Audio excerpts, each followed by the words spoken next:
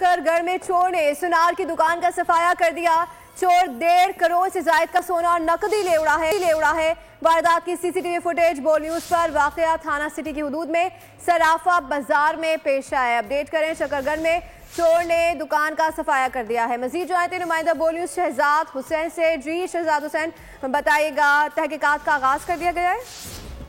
जी बिल्कुल, ये वाकया सराफा बाजार में हुआ है। जो चोर रात के अंधेरे में आए तो तकरीबन 1.5 करोड़ मालिक का जो सोना और चांदी के जेवरात थे वो वहां से चुरा कर ले गए। जो ही सीसीटीवी फुटेज बोल न्यूज को मौसूल हुई तो पुलिस के साथ भी राब्ता हुआ। पुलिस इस वक्त जो है वो तफ्तीश कर रही है इसके हवाले से।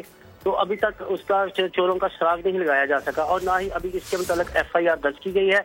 लेकिन ये सिटी थाना की हदूद है और मेन सिटी है शकरगढ़ की।